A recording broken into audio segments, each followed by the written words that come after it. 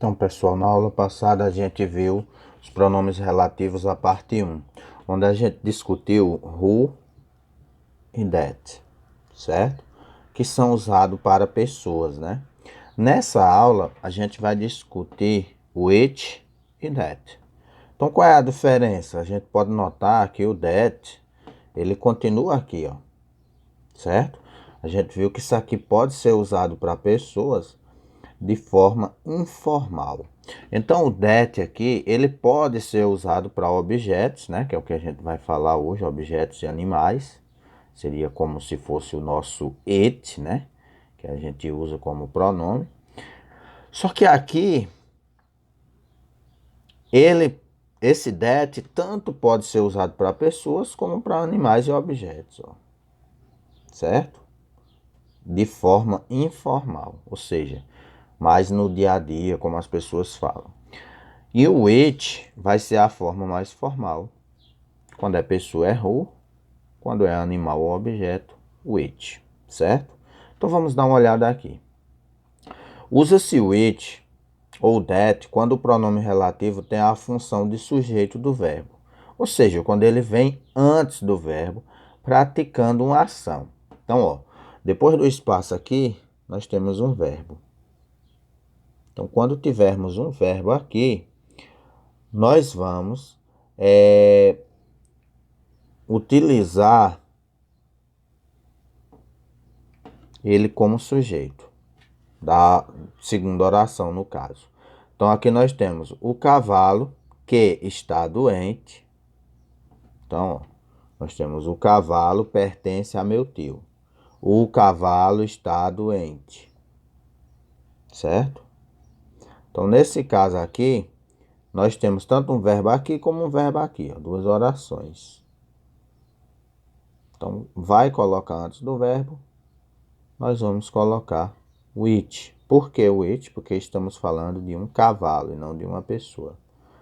Poderia usar that? Poderia. Não é isso? Porque de forma informal. Na fala, as pessoas usam mais o that. Continuando. Usa-se o it, that ou omite, ou seja, pode esconder, não utilizar, o pronome quando ele tem a opção de objeto do verbo.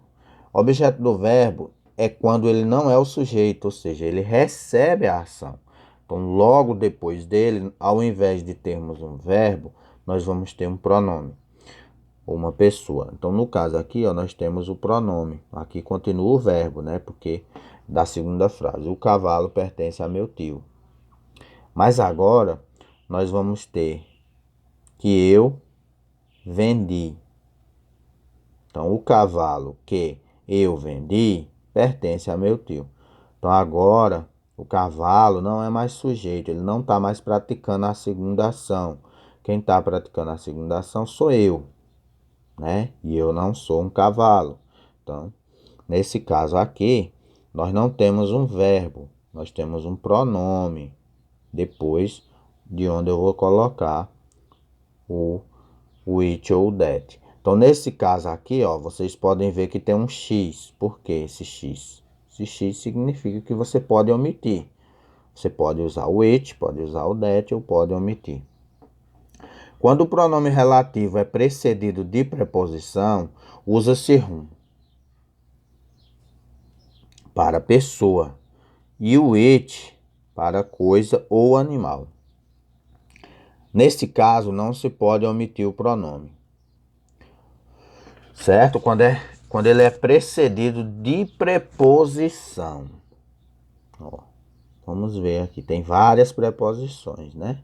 Então vamos ver qual é a preposição que tem em cada frase aqui, ó. The man about whom we were talking has arrived. Então o homem cujo, né, nós estávamos falando chegou. Então esse about aqui, ó, sobre quem nós estávamos falando, esse about é uma preposição, então a gente vai ter que usar o whom para pessoas, porque é um homem. O cachorro para, tem o to aqui, ó. Which we gave food, para quem quem nós demos comida ainda está doente. Então, ó, tem esse to antes como preposição, então a gente usa o it. Não pode usar o that em nenhum dos casos, nem para pessoas, nem para animais, e muito menos pode omitir, certo? No caso de pessoas, a gente usa who, e aqui a gente usou whom, né? Houve uma mudança.